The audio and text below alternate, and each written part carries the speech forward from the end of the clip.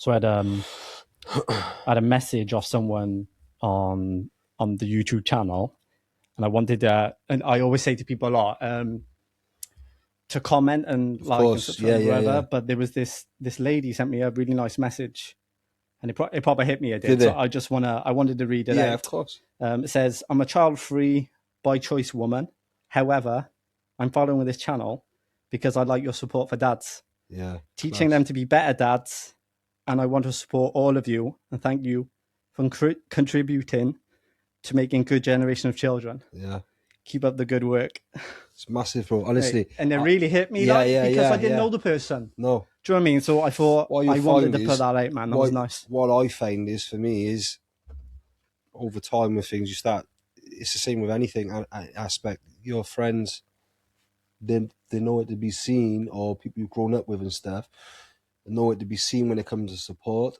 You got unless you got your close ones. I got a lot of people reached out, man. Yeah, It was yeah. crazy. It was great. Yeah, obviously in this subject it's a bit different because we can relate to stuff. You see a lot of I got a lot of strangers supporting me. Yeah. Instead of I people feel like I've grown up with. that hits more though because 100%. you don't know them. Yeah, exactly. So for them to support you, one of my biggest things for me was I was always nervous about or cared about what other people thought. Yeah. After a while, I'd removed those people, associates, friends. They're not on my social media no more. Since I got rid of them, Lee, my mentality for it has completely changed. Yeah. Like I don't care about what I'm posting all night. Yeah. Do you know what I mean? I'm just myself and organic. But like that's one of the reasons, like that lady saying that to you. Yeah. That's why I'm hooked on these shows you're doing because Thanks, Phil. It's intriguing me, honestly. Yeah, are you ready? I'm ready. Right. I'm ready. Obviously, you gave me plenty of notes to run off. So some of these they might be like a bit worded different. Yeah, that's fine. But the first one was tell me something that no one tells you about becoming a dad. No, about being what to expect. Yeah. Being a single dad, what to expect, mate. I had to take. Do you know what I thought? I had it under control, and then when I become a single dad, it was like reality kicked in, and I was left to my own devices. I didn't have a clue what I was doing. I think the preparation of obviously being a dad alone, a single dad when you've got the children, is something you need to prepare for. Like obviously I'm having to learn to do my children's hair and stuff. Yeah, because you can't prepare for that unless you're doing it. You learn as you go. I've been watching YouTube videos. I've taken advice. I considered going to college and doing hair just for the fact that I can do my kids' hair then. Yeah, but you're doing that for your kids. Do you know what I mean? Like yeah. That's the thought process of outside of you. Yeah, there's no other reason. It's a bigger picture. It was like I don't know how to do it for girls. I ain't got long hair. Look at me. Mine's going. Do my hair. But yeah, I think obviously like one of the things which hit home was the reality of it, like cost of living and things like that, time management, routine, everything. Because you haven't got the women, the mums, credit to the single parents as well, the single mums. They're born with a gift. They're like naturally gifted it. Yeah. Do you know what I mean? It comes in instinctively, you know? Something I learned. We don't have that, so it's something I've had to learn along the way, like school routine and stuff like that. Is set time. We get up at that time. We have breakfast by this time. XYZ. Do you know what I mean? We're bathing at 7 o'clock in the night. As soon as the bath's finished at 7:30, whatever. From there, then, and you just have to get used to that routine, then, and then it becomes easier and falls into place. That's what I find for me, anyway. And you pretty much mastered it now. Because how old are yours? Taya's 8. Rena is 4. So I mean, like you've mastered it. Well, I say I mastered it. My eldest, 8 going on 18. She got a head of hair like a lion's mane, mate. And it's so thick and curly. She was born naturally curly, like so. The mats, the knots, like it can be very stressful at times. Very hard to try and maintain as a male. Do you know what I mean? Fair play to you. Which is why I've considered going to college classes just to learn hair, so I can do Taya's hair. I like that idea. Yeah, that idea is great. Yeah, man. watch really YouTube, mate. I've tried it with the Hoover when you're sucking it. Yeah, they don't like that. I knew this was going to be another laughing episode. I knew it. Yeah, a bit scared. It's brilliant, brilliant. So another one was, how do you deal with co-parenting when the relationship ends? For me, when me and Riel broke up, February 2021, we've been together with a long-term relationship. We were engaged, and then we split, and then co-parenting, where you think that once was your best friend, that person's no longer there. So it's like, depending on your circumstances and how the split went, for me, it was very hostile between us both. Yeah. Both for our own reasons, of course. It was difficult in co-parenting. I find it very difficult. And it was only over time when I just learned to start accepting things, the things gradually started getting better. And don't get me wrong, like obviously co-parenting, it can be easy at times, it can be very difficult at times. But then when you work together, magic can happen, I suppose. Yeah. Things will fall into place. For example, we're back and forth when I've got the girls. I might have to take clothes, or they might have to pack clothes to come with me that I might not have. Like, for example, school uniform or their PE. When I have them, I pick them up from school on a Friday in the uniform. Their PE's on a Monday or a Tuesday, but because obviously they've gone to school in the uniform, not a PE kit, I haven't got a PE kit. There's so additional things. This is the thing, and back and forth and whatnot. If I've got to go and pick something up, this is if you're on bad terms with the other parent, it can get very sticky. But fortunately, and myself and a few of my friends who are in my similar position, they're on good terms with the children's mum. So it makes things so much easier. Yeah, in my eyes. Anyway, so I think it's really good that you brought this up as well, because you're the first person that's come on that's obviously separated from the mother. Yeah. Everybody else is still with their partners. Okay. So yeah. it's a nice insight. Yeah. But it's good that you're open to speak about it, though, because there's other people in your situation as well. Yeah. And they probably feel, how do I put it? It's not that they feel uncomfortable about talking. Yeah. But like you opening up about it as well, that will help them. It can be hard. Like, don't get me wrong, there's a lot of people out there hell of a lot worse off than us. Yeah. Do you know what I mean? Like, I hear stories and I think to myself, I'm just glad I'm not you. Yeah. And a lot of that, right? I say I say it that way, but a lot of it is down to hearing the stress that they're having to go through. That as a man, the stress that they're having to go through and deal with, if they're not co-parenting correctly with the other parent, it can be very, very, very difficult. Yeah. 100%. Yeah. The next one. Tell me how your mindset changed when you became a dad. So I thought when I had Taya, for me, when Taya was born, it didn't really kick in for a solid month. Like, reality kicked in for me. I can remember when I was living at my parents', and Taya obviously being my firstborn, she was the only child I had at the time. It was 4 weeks after she was born, so reality kicked in, and I've got a lead on my chest. It's bedtime. I'm getting her off the bed. She was only a few weeks old, with a tiny fitting palm in arms, and I was just listening to the lullaby playing on in the background, and I was able to process like what was going on, and I led there in the dark with my daughter on my chest, just fitted literally perfect on my body, and I just burst into tears, and not loud. Obviously, didn't want to wake my baby up, but I'm quite an emotional person inside. This has made me emotional. Yeah. You might not see. I know where you're coming from. You might not see it from the outside, but inside, if people who know me on that sort of level know that I can be such a softie when it comes to this sort of thing. I'm very passionate about my girls, and again, obviously, that's for me when reality kicked in. Like, I'm a dad, because at the start, you have to be alone in the moment, don't you? 1,000,000%. You have to be alone in the moment to really absorb it, let it sink in. Absolutely, yeah. Because for me, it was at the start. There was a lot of complications involved. So then, when that was resolved, and then I got that time with my daughter, just that one-on-one time. She couldn't even speak a word, just babble, like, you know.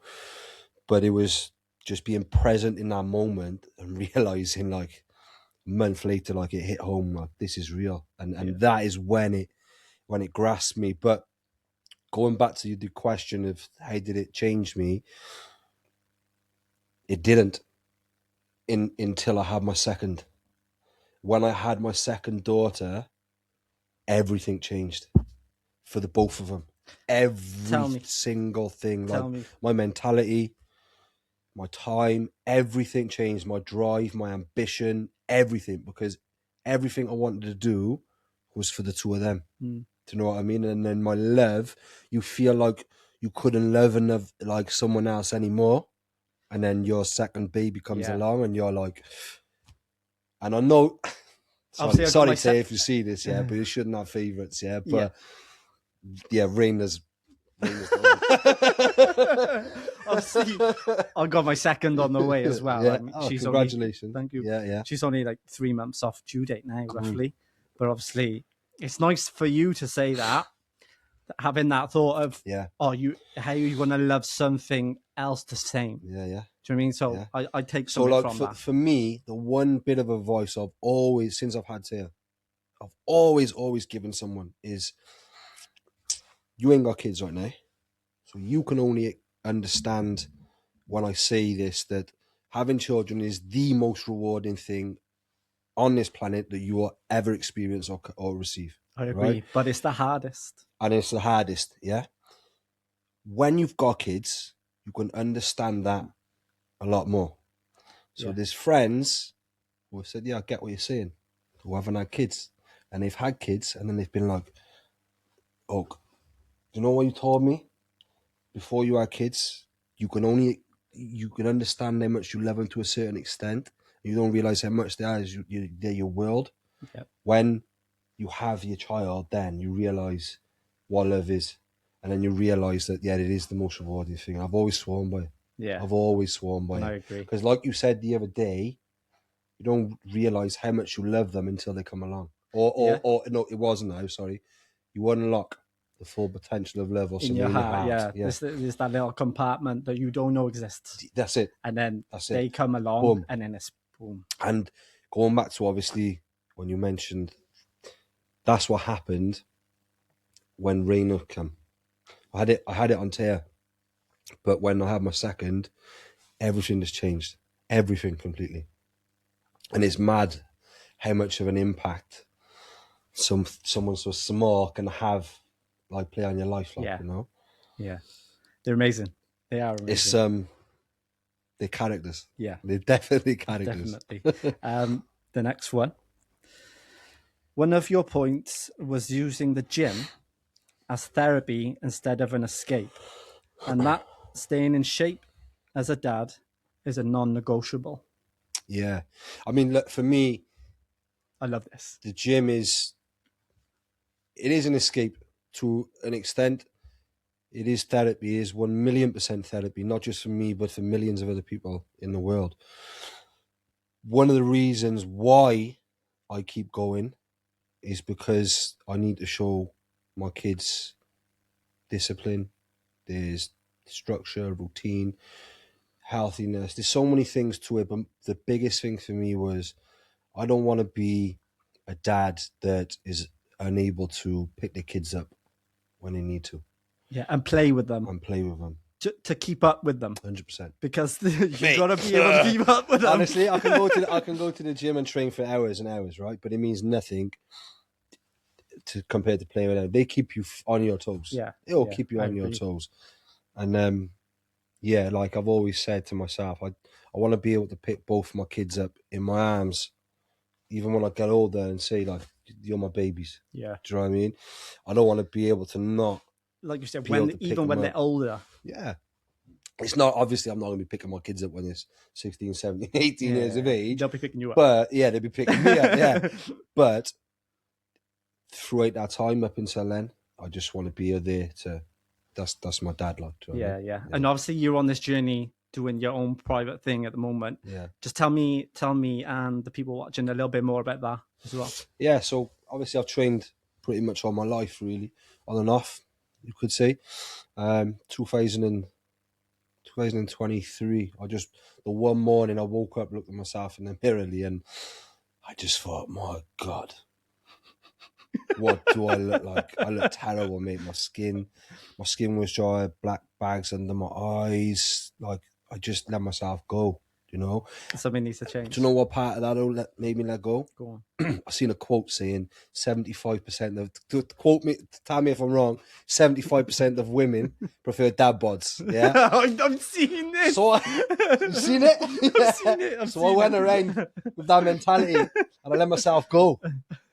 And then, like I said, the one morning I woke up, I looked at myself in the mirror and I was like, wow, something's got to change. I got kids, like this looks like, I look about 50 odd, you know. Do you know what I mean? At 27, 28 years of age, you know, something like that.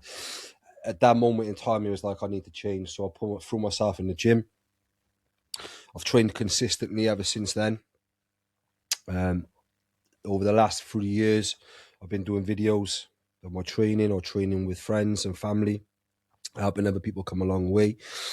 Not just for the physical side of things, but for the mental side of things as well. Yep. Because I found that it worked. Because I found how well it worked for me, giving me mental clarity. I knew that if it worked for me, I could help others doing it. So over time, the videos become and the training becomes so consistent that it become like a lifestyle and not a hobby now.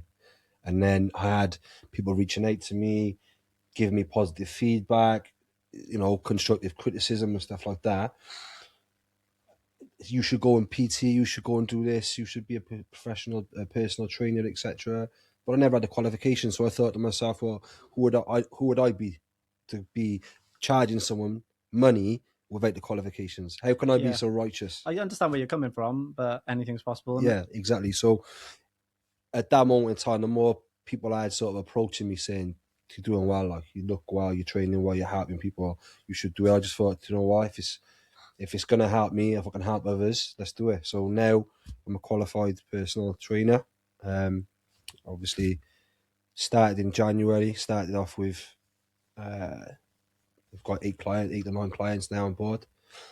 They're all doing exceptionally well, to be fair, turning up in the gym consistently, the training, they show me the dedication, teaching them the tips, tricks, little techniques and stuff like that. Yeah. And the results, they're seeing the results for themselves. They're feeling great. What motivates me is I thrive off it.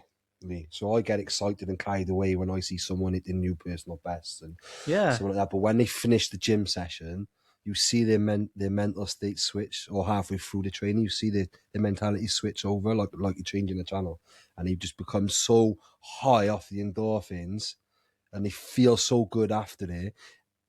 And then you separate, and you go off into your car, they go off into theirs, and then they're texting you later on the night or ringing you just to say, mate, like, I feel on top of the world. And you're like, you did that. I just told you what to do. Yeah, but that's a nice feeling for you as well, isn't it? Huge feeling for me, because really if I can help one person at a time, then I know that my place on earth here is doing something good. That's exactly how I felt when I thought about doing this. Yeah. So, like, obviously, there's a broad topic of conversations I'm going to have with people. Everyone's going to be different. Yeah. But if I can help just one person, I know I've achieved something. Exactly. Just that one person. It's massive, mate. Yeah. When we worked in life insurance with a few of the boys, and one of the quotes was, just help one family at a time. Yeah. One family at a time. And if you can help one family at a time, or one individual, one person at a time, you're doing something positive on earth. Yeah. And that's the thing, though, isn't it? Like we're all here for a reason. All here for a reason. To serve. Absolutely. In some way, shape, or form. Yeah. Yeah, I'm on board with you. Tell me about the risks you have had to take when you got kids depending on you. But this is a perfect example, really. The personal training business, RS14, Going on your own. build with intention, train with purpose. But in that same breath, the sacrifice I've had to take is I've had to go from working full-time hours on a full-time wage, earning very, very good money that a lot of people around me wouldn't even see in years. Like, do you know what I mean? I was very lucky in that respect, but sometimes you have to chase your dreams and make those sacrifices. That's something I've done, and I'm here now. Obviously, 8 or 9 clients on board from the get-go. I don't know many people that can say they've done that straight away. Yeah. Do you know what I mean? I mean, I've been consistent with my training and my videos and stuff, which has helped. But I know you're all over my is, socials. that's it, mate. Just like you're going to be on mine. but no, with all seriousness, like it's it was a big decision for me to take, going from a full-time wage to a part-time wage, or part-time hours. Do you know what I mean? You have to take and that this coincides with the next one. It says, obviously, being under pressure when you're going from employed to self-employed. Yeah. You have to work so much harder. Yeah. Oh, yeah. People automatically assume I'll go self-employed, I can work the hours they want, but they end up working double, triple the hours what they assumed. It's a thing they say, like, when you go self-employed, you work 24/7. Well, that's it. Exactly. Because there's so much more you're responsible for. Yeah. And that's the thing. It's like, obviously, when you've got responsibilities such as children, you can't afford to drop your standards. You can't. You can chase your dreams and stuff, but at the same time, if you make a sacrifice, you need to stick to that. Like, I need to stick to this. I need to make sure every single day I'm driven. I'm looking at new ways where I can bring clientele on board, etc. Because at the end of the day, I got kids to feed. Yeah, and they're my responsibility. I can see your mindset already. Yeah. I can, and I know you're not playing. Do you know, Lee? It's like I want to give my kids. We want to give our kids the world, right? We want to give them the best. Yeah, I could have £20 in my bank account, and that could be all I've got. My kids will ask me for something; they can have it. Yeah, as long as it's in that price. But what I'm trying to get at is, I would literally you're putting your kids before yourself. Yeah. That's huge. That's a good dad. I would literally give them my last penny and go skint. Yeah, you know, and that's just part of being a dad. Yeah, I agree. I mean, obviously, we should be sensible at the same time and keep some sort of. I don't think like that. I just feel I get paid in a few weeks. I'm all right. We got all the bills are paid. There's food in the house. Do you know what I mean? The kids are nice, clothes on their back. They don't need for anything.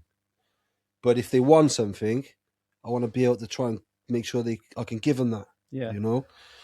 And have you heard this thing? It's obviously you're born with nothing, mm-hmm. and you go with nothing. Mm-hmm. So you just gotta live for the moment. Absolutely. I mean, you don't, mate. My brother said this to me when we were younger. He said, obviously, like I used to be a pretty good saver, save my money. Like my brother would just like spend. Yeah. He said, "There's no point being a richest man in a grave." Yeah, that's absolutely right. That. That's absolutely right. Yeah. You can't spend it when you're in the box. No, definitely not. So another one: why is comfort dangerous when you're responsible for others? This is good because I like this question because you can bounce it off the previous question. Yeah. Now, you give me them in like a good order as well. Yeah. Obviously, this is totally different to what we've done every other episode. Yeah. So like, I've not read off. Yeah. Had these really nice cards just for this. But nice, mate. So nice. Yeah, go on. Sorry to interrupt. Well, no. So I was just saying. So it obviously coincides with when you take risks. Do you know what I mean? And having responsibilities, like you've got to work hard. When you're in that situation, you have no choice. When I go to work, I've got no choice. I need to make money, right? I'm money hungry, so I've always been in sales all my life. If you're not hungry to be making money, you're in the wrong job. Do you know what I mean? You've got the gift of the gab as Yeah, well. it's just But you're a nice guy. yeah. Like you're a nice person to Yeah, talk to. thank I you, mean, yeah. I didn't see you for years, and then I seen you. It was about a year and a half ago in Tenerife. Yeah, yeah. It was mad. It's crazy. That it was I was like, Leon, it's is okay. that you? But yeah, like I remember going to set a table with you. You got the table ready, and we had some drinks. And you're this guy. Like you walk in a room, and you're the one that will make the conversation. Yeah, you Like, can. you're that warm-hearted guy. Fair play to you. I'm the guy Sometimes that it can sits be- in the corner. Sometimes it can work to my disadvantage, not my advantage. Sometimes it can get me in trouble, but Well, no, it's just about manners and respect, innit? Yeah. You know what I mean, love, manners, and respect always, and that's what I raise my kids to be like. and that's what's going to get you far in life. Yeah, it is. Yeah. It is. Couldn't have said that any better, really. This is a big one. Dad guilt. Am I doing enough? Yeah, do you know, like, something which hits me hard and I struggle with it is like raising your, like, Raina's 4, Taya's 8. So there's a 4-year age gap, right? But Raina can be very hard work, very, very hard work. Taya's the complete opposite. Taya's very chilled and relaxed. Raina's very boisterous. She's going to be the one that we got to look out for. She's probably going to be the one that gets into trouble more, etc., just because of the way she behaves, right? Yeah. But when they're naughty, I used to shout and raise my voice. And you realise, It's not a what way. is it doing? Like, it's not doing nothing. You're just putting fear into them. But then I feel like at times then I'm like, I get that dad guilt. I would get that dad guilt, right? Yeah. I was watching videos over and over, like following pages and stuff on parenting, how to be a better dad and how to be a better person, just in general and stuff. And I just switched up how I was dealing with them. And now, like, I'll talk to them. And I know people say that this talk, and I still think to this day sometimes that talking don't work. You have to discipline them to certain extents for them to know. But 9 times out of 10, you've just got to come down to their level. Yeah. Otherwise, this is deep, man. And I Yeah. feel like this is what actually works. Yeah. This is what actually works. 1,000,000%. And don't get me wrong, Atlas he's not even 2 yet. But I can have a gentle conversation with him. Yeah. Like, I'll be honest, Yeah. I'll admit, I have raised my voice. Yeah. I've never shouted at him properly. I've raised my voice. Yeah. And then I know but that'll linger on me Yeah, of course. for the rest of the day. This is it. It's that guilt trip Yeah. then that you think after it. Yeah. And you think, come on, I was a bit tough there. Like, I was a bit hard. I could have done. So now I've switched it up. Obviously, where I've worked in healthcare and stuff like that, looking after children with disabilities and stuff like that, or people who have come up with adverse childhood experiences, which means they've gone through trauma as a young kid. And as you get older then, 20s, 30s, it all catches up and repeats itself.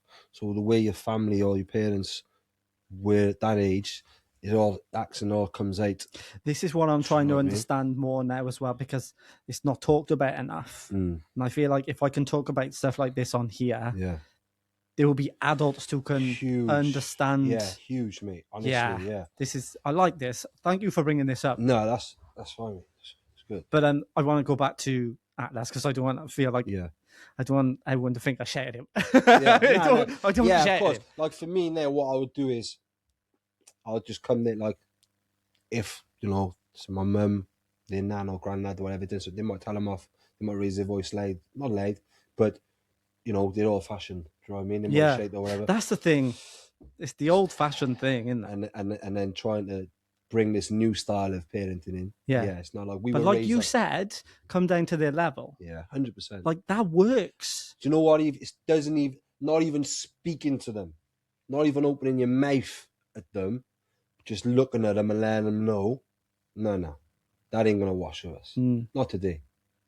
Raina done it the other day. She's kicking Taya in the head. on the sofas. Atlas kicks me in the head in bed. Yeah. Yeah, brain is like that. Yeah. Sprot here. This is why I only got about 4 hours sleep a night. And it's like they've purposely got to lay on your head, isn't it? Yeah. It's just everywhere What you is can lay, that? they've got to lay on your head like this.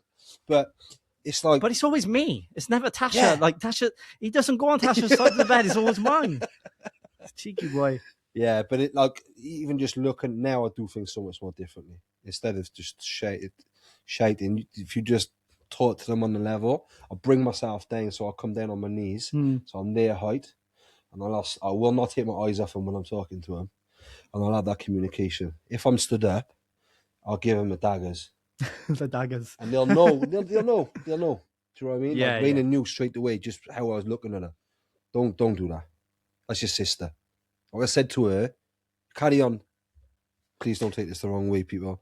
If I've told, they argue so much, like sisters. Sisters, man. I never thought they would argue so much. I'm like, girls, you're sisters. You're supposed to love each other. Yeah. It's constant bickering, it's the age gap, right? You've got Taya that's 8 going on 18, and then you've got Raina that's 4, trying to be a little bit older than her head, but still not understanding because she's still a baby, essentially, right?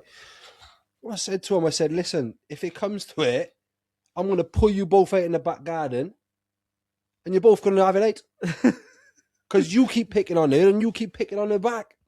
Or you doing this sneakily. Yeah. And you don't want that. They're your kids, man. Yeah, of course. Not that I would ever throw them out in the back garden in the rain, fighting. Wait for it to snow. I'm only joking. Weigh in on missing moments versus building a future. Mate, do you know how hard it is for like... So, Tia... I'm going to push this. And Raina, yeah, that's why, yeah, no worries. Tia and missing moments and building a future, like they just... It's like the pros and cons of it, innit? Of parenting, you know? Building a future is great because you can plan so far ahead, right? And it's important that you have certain milestones planned.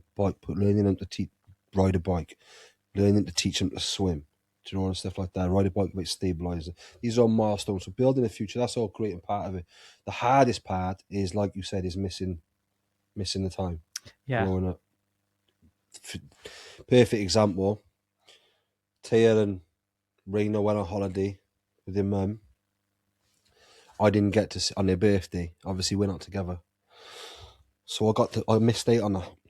Yeah, you can't get that back. And you can't get it back. And it may only be one birthday, but you can't get it back. It's the thing. It's the time thing. That's the thing. Which is why I think, and I'm super like strict with it, being present for your kids when you're there. Put your phone down and just be with your kids. Oh man, we could have a massive conversation about phones. They just want to play. Sometimes I just wish they didn't exist. Yeah, huge. Because they're just it's getting away. This is a perfect thing. But this is the world we live in now. Like we all, don't get me wrong, phones and social media make us all connected. Yeah. But at the same time, I could say in the same sentence, it makes us disconnected. 100%, 1,000,000%. Lee, Raina is. I can't. Who am I to be so righteous in saying they can't go on their iPads, they can't go on their computer game stuff? When I was a kid growing up, I loved my PlayStation. Yeah, I would spend 9, 10, 12 hours a day. Sometimes I wouldn't come out of my bedroom from the time I wake up. My mum will come up with my food, is your dinner, Rhys, or whatever, when I'm like 11, 10, whatever. Spend 8 hours. This is what's happening with my kids and society today with the younger kids. They're glued to their iPads. Yeah. But I'm noticing it more with Raina. So perfect example when you're saying about missing time with them. Like it winds me up and I get dad guilt, but it's my own fault for allowing her to be on the iPad. I'm so glad you're bringing this up. For as long as she does. And we're not making digs at anyone here. No. I'm just therapy for the kids. Keeps them calm, right? But then, and I mean, some people will say, oh, it's easier to give them the iPad if it keeps them settled. Okay. But that's not parenting. But it's not. That's not parenting. Exactly, yeah. Exactly, right? I'm not one to comment on someone's parenting because if someone was to comment on my parenting, I would say like everybody's different. Everyone's different. Exactly that. And but it's getting to the point now where Raina's getting hooked, like, and I'm having to make sure now that there's times and rules, and You got to limit the time. 1,000,000%, which is understandable. Like you said about like when you was like play computer when you were younger. I was the same. Yeah. Like we don't want to deprive our course. kids Yeah. of like the game time, Yeah, the fun yeah. time. They need that. They gotta 100%. have that. Yeah. And the thing is as well today, like with schools and stuff like that. Obviously, like my missus is a teacher, but like iPads and stuff are part of school now. It's just part of education. Yeah. So they need them as Yeah, well they do. to a certain extent for certain things. Yeah, yeah. But you gotta let them. Kids gotta have fun. can't- If, and if this they're is- having fun and on their this is- iPads and stuff, so be it, 100%. man. Just And- limit the Yeah, time. and this is why I've said, like, who am I to be so righteous and be like, you can't go on your iPads now. You've been on your iPad for 3 hours, or like for. Do you feel like you're missing out then? This is coming on to that. Yeah. I said to my mum the other day, I was like, Mum, like, I'm struggling with this situation. She's becoming addicted to an iPad. She's got a heart. She's got a beautiful soul, Rena, right? But she just loves playing on with certain things and doing certain stuff, right? And this is obviously what she's realised she loves doing at the moment, right? Is playing on her iPad and playing with the games or on YouTube and stuff. But the problem is that they get so drawn and sucked into it, is that they end up, before you know it, they've gone like 6 hours now. So for me now, what I do is I'll break up the time. So I'll be like, no, you've been on there 2 hours, come off it. And I'll make her do a stretches. So it'll be like this with her fingers, just stretching her eyes, doing all this with her neck. And I'll make it, because I don't want it to become too. And at the same time, I'm thinking to myself, I can't say to her no, because I used to be like that when I was a kid. Yeah. But I've just got to limit it. And at the same time, then. That's it, limit it. Like limit you said, the screen time. Do I feel like you're missing stuff? Yes, I feel like I'm missing stuff. Only this weekend, I said to my mum, I was like, thank God she's not been on her iPad today. Because, and I even said to Rena, I was like, do you realise how much of a beautiful little girl you are when you're not zoned in on your iPad too much? She might not remember what you just said, but that is a beautiful thing what you just said. Yeah. It's true though, because it's like you don't get a word in, you can't get any sense out of them. Lee. No, and they say you only have little kids for 4 years. After 4 years, they're no longer little kids. Exactly. They just want to do their own thing. Yeah, exactly that. It's like, they go, oh, daddy, daddy, daddy, daddy. I love it when that calls me daddy. And then Taya's like, what do you want, dad? Do you know what I mean? What do you want, dad? Now, you've asked me 4 or 5 times. I'm still here. Do you know what I mean? But it is super important that you do have to put a cap on it, because if you don't, their days are just wasting away on these computers, and they're not doing nothing. They won't eat. They could go all day without eating. Do you know what I mean? Because they're just glued. Because they forget. Yeah. I forgot to have breakfast the other day because I was so busy. I'm telling you. Oh, man. I like this one as well, man. This is really good. The relationship between father and daughter, and in brackets, you wrote, this one hit hard. Yeah, it did. Yeah, like, you got a little boy. Good boy. Right, beautiful boy. I don't know what's coming next. Though. Right. It's going to be a surprise. We don't know. That's the best thing, though. Yeah, because it's the only surprise you're going to have. You will never, ever, ever, that feeling you get when the baby is born, and it's the first time you've just seen the gender. What gender is, yeah. You'll never get that feeling back. No. If you decide to put a cap on and you don't have no more children after your second, and this is the first time that you're going to go and wait to find out until the baby's born, this is the last surprise. Really. That's the last surprise, and it's the last feeling you'll ever experience as that. That's deep, man. My mum told me that. I found out. I knew what I was having with her. I don't look at it like that, but that's a new perspective. Yeah, it's real, mate. It's real. Wow. Because for me, I found out with her, and I wanted to find out with Raina, but I wanted a boy with Raina, but God had different plans for me, so I got blessed with 2 girls. Fortunately, He wanted me to be a dad. I know a lot of people with 2 girls' minds. Yeah, so you're not alone. Yeah, but like, I knew what gender I was having. So for me, it was like I was able to plan and stuff like that. But when you don't know the gender, there's just, and I can't say I've been in that, because I haven't been in that position. But what I can say is I can guarantee the excitement and the feeling you get when the baby's born, not knowing what you're having, and the baby arrives and it's a baby boy or a baby girl. I know with confidence that person ain't getting that exciting feeling back ever again. That's a once in a lifetime. I remember the feeling. Yeah. Like I remember the exact moment, everything that happened when he came out. Yeah. Tasha's mum was here and she was like trying to look, and I was like pulling it away because obviously I wanted to see first. But yeah, jumping over each other. Yeah. It's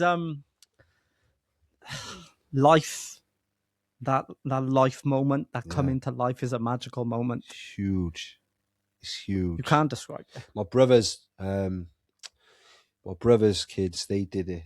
They wanted to keep the gender a surprise until the baby was born, and I said, I wish I did it. I wish I did it because I want to be able to feel that experience, knowing that if that is going to be the last child that I do have, I can say, yeah, I experienced that feeling. Like, do you know what I mean? Because there isn't many people out there that can say, yeah, we've done it, you know. And the ones that are, they're very lucky and fortunate. Yeah. But yeah, the father and daughter relationship is completely different to father and son. And even though you haven't got a son, I can understand where you're coming from. Yeah. Because I think with a girl, it's like more protective mode. Huge. Yeah. We've been boys.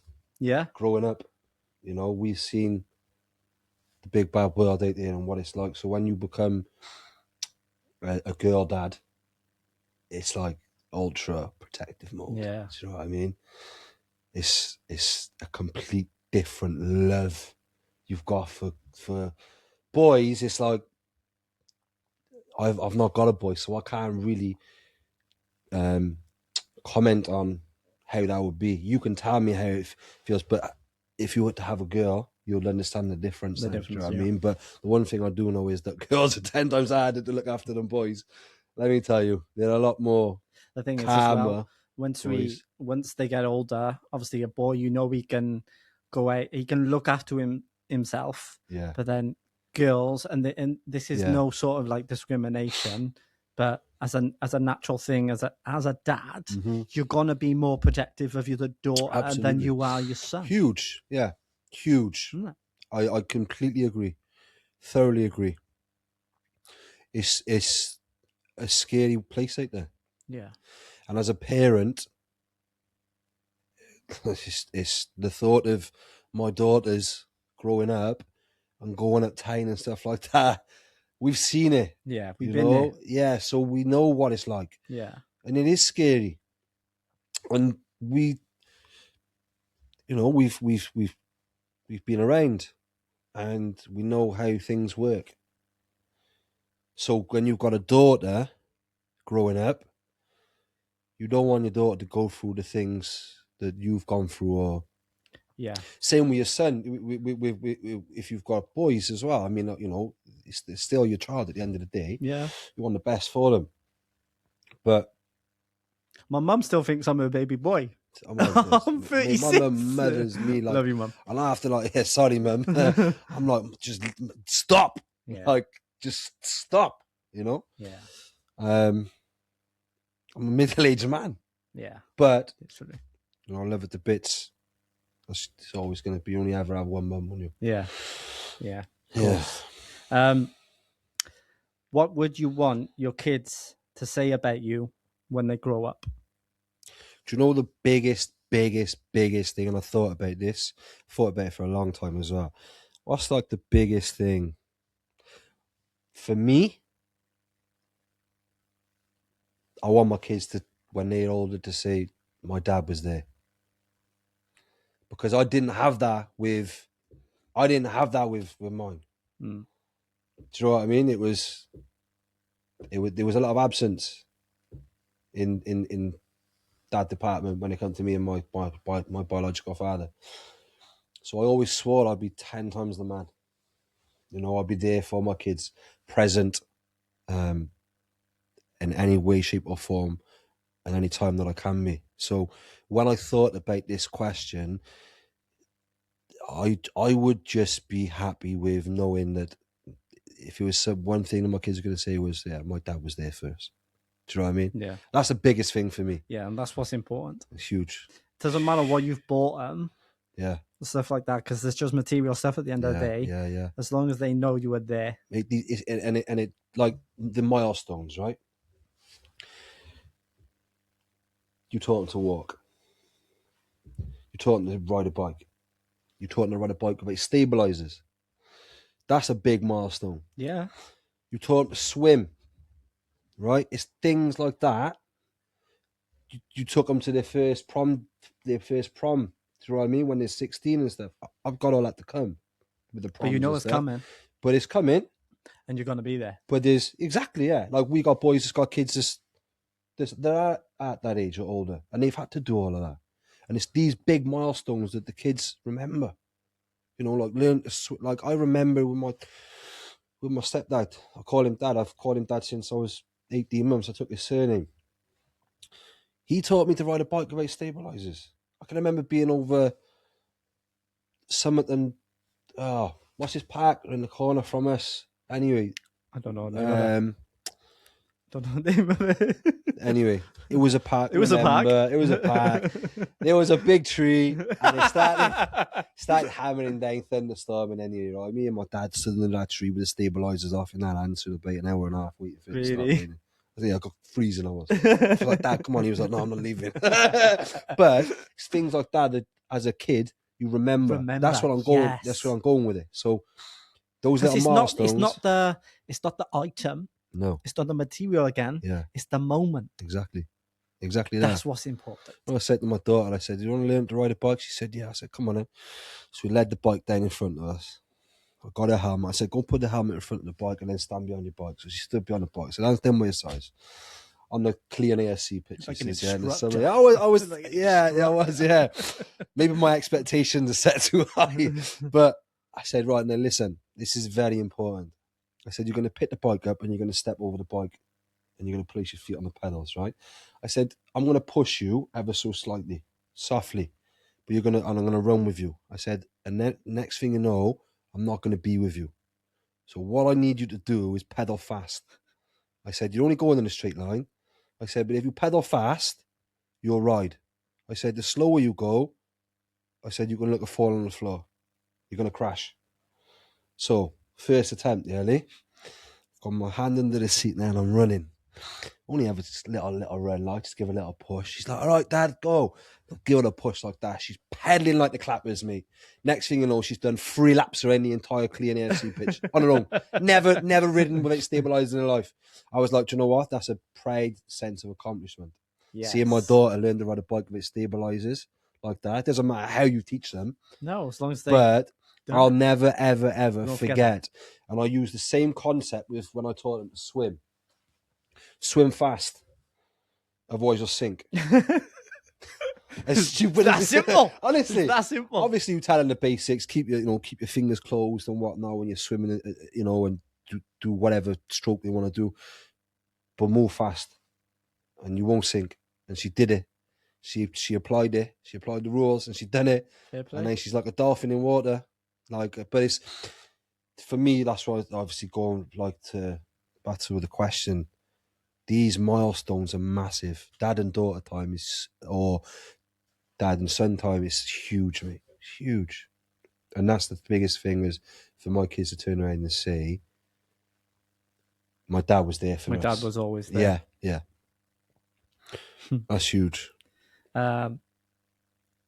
This one, I'm going to miss this one. We can come back to this one at a later date. Okay.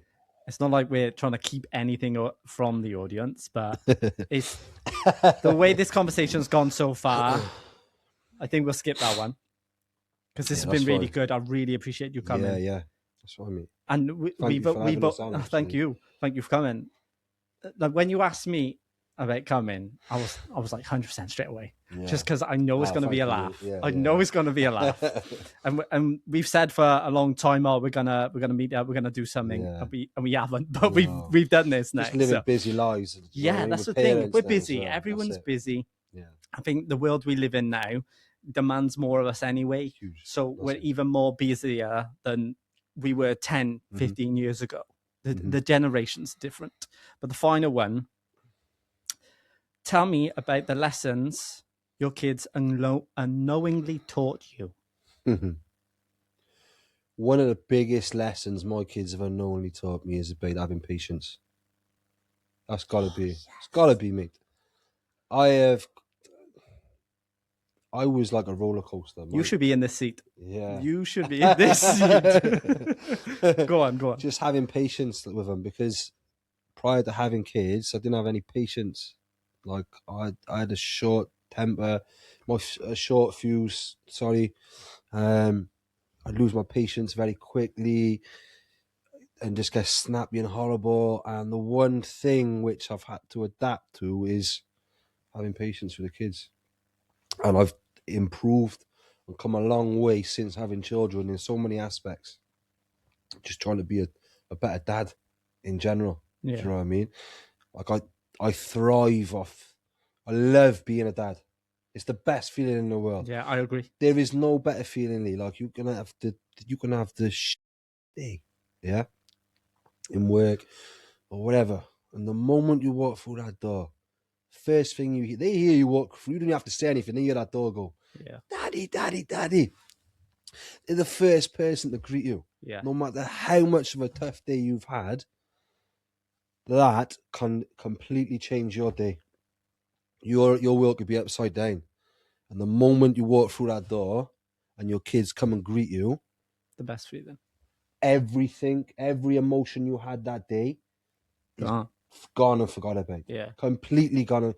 And you're smiling again. And you're like, yeah, baby. It's my baby. Do you know what I absolutely love? I love the hug. Yeah. Yeah. The hug, man. It's a real thing. Like it's a connection thing. If you hug someone, you need the hug for 8 seconds or more. Yeah. But it's a real thing. It's a good feeling thing. Okay. There's something scientific behind it. I'd have to do some proper research because I'll forget. I don't want to mess it up. Yeah, let me know about that. But because seriously, the hug is the most important thing. Yeah, it is. Like, I love it. Do you know the one thing I learned is when you pick your kids up from school, and obviously you've got to sort of come with Atlas, right? This is something which I've stopped doing now. When I pick my kids up, I say, how's your day in school? Oh, okay. What do you do? Don't know. Can't remember. The brain's not processing it. The brain's not processing what they've done today. So I stopped asking them, how's your day been? When I pick them up. And then when they go to bed, then I have that conversation with them. Changes massively, mate. Yeah? They open right up to you. And they remember everything. And they remember it. Yeah. And they'll tell you. Because if they've been in school all day and they've been getting bullied or whatever, or someone says something nasty, they're going to hold that in. They just want to get out of that place. They don't want to talk or anything like that.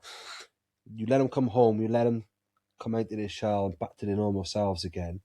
And then when you go to bed, you settle them down. They're comfortable. They're with you. You can have real, personal, one-to-one conversations with your kids at bedtime. Obviously, do you know what I mean? Yeah. So, for me, when I read that, I implemented it and I tried to do it that way. And now, mate, I can get so much more out of my kids. That's good. Finding out more about them, because as adults, obviously, like, we got responsibilities, we need to work and stuff like that. We don't see our kids for 9 hours, some longer than that per day. So when you're able to have that time with your child and open up, or you can get your child to open up, it's proper bonding, that is. It's huge, mate. Proper bonding. I'm massive for it. Massive for bonding with my kids. Because maybe other parents are going to start to do that now. Because obviously there's going to be people watching this and their kids say the same when they come out of school. Okay. Yeah. And then maybe parents can try this at night time as well. So it's a nice little tip there. Yeah, I just wait. Like, it's like, I follow so many parenting pages and stuff like that, just on how I can just be better. Just pick things up, and you just pick things up. And it's not, I'm not telling people. And that's the beauty of social media. Yeah. It's good. Yeah. But sometimes you got to put it aside. You can use it as a learning platform as well, to better yourself in so many different ways. It's crazy, but that's definitely one thing that I've followed is some of these parenting pages. Like, it doesn't dent my ego. I'm just trying to be a better person for my kids. Yeah. Do you know what I mean? It's not. Totally agree, mate. You don't have to knock yourself, or because the one thing I will always and have always said confidently is no one can ever tell me that I'm a I know I ain't. We don't swear on you, man. Oh, sorry. That's right. We'll beep it out. We'll beep it out. Sorry. That's the first one we've gone through episodes. Sorry, messed it up. It's all right. We'll beep it out. We'll beep it out. No problem. But no one. I've always said the one thing I'm confident in saying is I'm a good parent. Yeah. I know I'm a good dad. I know you're a good dad. Yeah. Obviously, like, I can go back to when we were on holiday. Like, but you can. But I can see how much of a good dad you are. Because you can. You're beside. Mate, I'll start crying, mate. Yeah. I'll start crying. Don't, man. It happens, mate. It happens, yeah. It's like, it's just changes you, But you know what, though, Lee? I love seeing not just friends, but just dads like that. Do you know what I mean? Because there's so many guys out there that ain't there for the kids. Yeah, but that's the thing. I want, if those dads watch this, and it can help them. Yeah. Again, it's another person I've helped or we've helped. Yeah, and exactly. This is another one of the goals for this. Mm-hmm. Like, we're all in this together at the end of the day. Yeah. Yeah. And it got me emotional. But it's like perfect. Like, going back to what I said about, I follow these Instagram pages about becoming a better dad, and there's things on there that I never knew. See? That I've taken away. Absorb it, use it. I've implemented exactly. It works. And it works. If it works for me, like, you know, it should work for everyone else. Yeah. Yeah. I mean, Definitely. Not everyone does work for everyone else. Everyone's different, but we can all try. Exactly. There's like you've started doing this to help others. You said you had that lady. Lovely message. Yeah. Wow. But it's things like that. When you're helping other people, it's a good feeling. Yeah, and that lady didn't even have kids. That was her choice not to have kids, but she loved what I was doing. And respect to that person for giving you credit, as she hasn't got children. That lady don't have children. So she doesn't understand to certain extents like what we're talking about. But to credit you where it's due says a lot. It speaks volume. And not just me, but everyone else has come on as well. Yeah, yeah. Just kindness. Yeah. Like, it doesn't cost anything. No, it doesn't. And again, like, that's why I said, love, manners, and respect always. Yeah. That's why I teach my kids, love, manners, and respect. Bro, this has been really good. I'm so glad you came in. Mate. No, thank you, mate. Is there anything else you wanted to say before we wrap it up? I think that's it, really. You've done really good. Yeah? Yeah. Yeah. Nice to meet you. Like, it's every guest that comes in helps me with my confidence as well, because every time I come in and start recording, I'm nervous, man. Yeah. I'm on the jitters. It was daunting, to be fair, but I know obviously you'll snapmate some of the things and whatnot. And it look good anyway. But no, it's great to come on something like this and people can see us authentically. Yeah, for who we are. This is who we really are. Yeah. This is the dads we are. You see my personal training and stuff, RS14. Yeah, and I link that training and whatnot. Like, you know, we're banging out heavy weights and whatnot, playing UK garage, grind, drill, all the hard music and stuff like that. Gives us. At the end of the day, you go home and you be a dad. Yeah, exactly. Yeah, it gives us hard persona and stuff. But being able to be on here, it allows others to see that there's more to it than just that. Yeah. You know, I love my kids and this is what it's about, you know. Yeah. Brilliant. That was really good. Obviously, I say this at the end of every episode. Leave a comment, give me a thumbs up, subscribe. But I really want you to leave a comment, because I think it is important that people put in subjects that we could talk about for the next episode, and it will just help the reach as well. Huge. Do you know what I mean? Massively. It's a big thing. So thank you. Thank you. Definitely. Appreciate thank you. Thanks, Sam. Top man. Cheers. Listen, Lee.